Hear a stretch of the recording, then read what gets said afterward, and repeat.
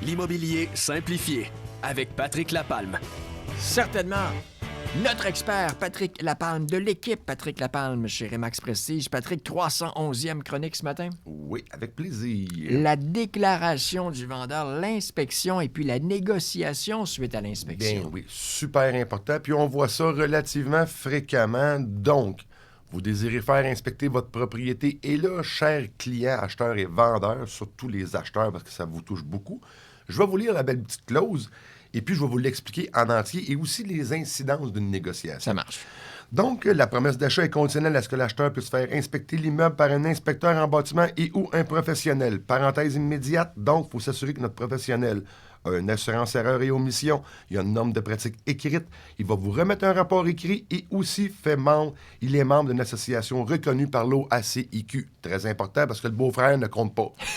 Faut vraiment, okay. Parce qu'on le voit, ça, là, mon beau-frère va venir, lui, il a posé 3 problèmes dans sa vie, il connaît ça, puis assurez-vous vraiment de ces normes de pratique-là.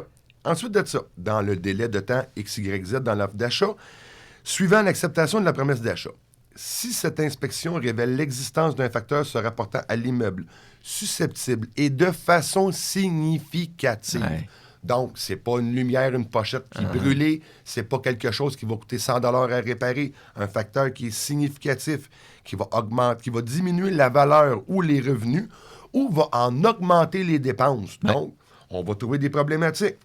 L'acheteur devra aviser le vendeur par écrit et lui remettre une copie du rapport d'inspection au plus tard la 4e journée suivant l'expiration du délai avant 20 heures. Suite, là, c'est notre client qui rend l'offre d'achat nulle et non avenue. On a d'autres particularités, je vais vous les expliquer. Donc, lui, il rend l'offre d'achat nulle et non avenue. Il a découvert des facteurs qui sont vraiment significatifs sur la propriété. Donc, il faut qu'il donne le rapport d'inspection. Et ce qu'il ne faut pas oublier, cher vendeur, vous avez une déclaration du vendeur, vous avez là un rapport d'inspection qui est défavorable sur votre propriété.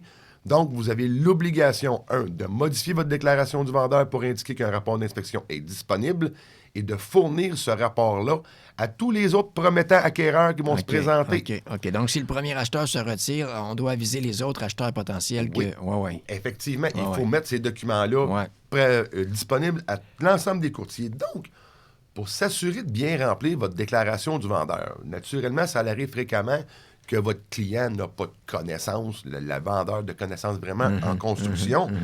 Le courtier, nous, on est là pour vous appuyer à remplir cette déclaration-là. Donc, allez vérifier partout les petites cases qui sont indiquées dans la déclaration du vendeur pour que vous ayez le maximum de documentation sur votre propriété. Tu as des courtiers qui connaissent vraiment ça, la construction. Sinon, il peut y avoir un expert qui vient nous aider à la remplir. Si par hasard, votre courtier a moins de compétences ou est moins confortable avec cette partie-là, pensez à une inspection pré-vente.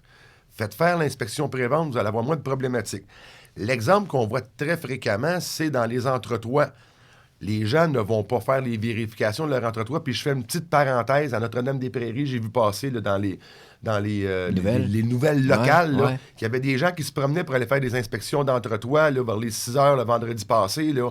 C'est illégal, ces choses-là. Là. C'est de la vente forcée probablement. Là. Puis on a vu des cas là, dans la littérature, là, pas juste ici dans la Nodière, mais ailleurs. Là. Donc, soyez aux aguets. Si un inspecteur vient vous voir là, à 8 heures là, pour, le soir pour faire une inspection d'entretoit, là, c'est là la problématique. Mais l'entretoit est une problématique qu'on voit très fréquemment.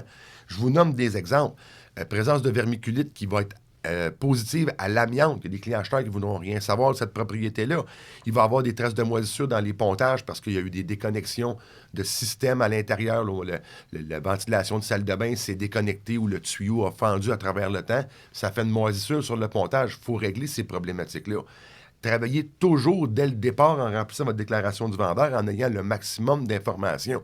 C'est pas long à aller rentrer dans un entretoit pour aller jeter un œil. Et toi, tu suggères de faire les travaux, s'il y a des travaux comme ça, avant de retarder un peu la vente et puis de s'assurer que tout est beau pour ne pas briser l'effet wow chez l'acheteur. On revient à la 301, 302, 303, 304e, les 4 premières analyses de la situation de la propriété. Ça donne une valeur ajoutée sur votre propriété si vous avez fait vos travaux.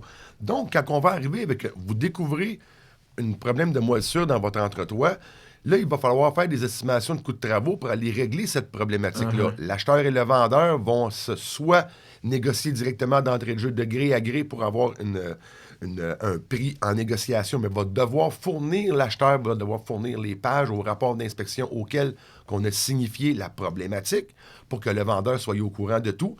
Et assurez-vous, quand vous faites faire des estimations de coûts de travaux, chers clients, autant vendeurs et acheteurs, ayez un entrepreneur licencié de la Régie du bâtiment du Québec pour vous assurer vraiment qu'on ait le tout.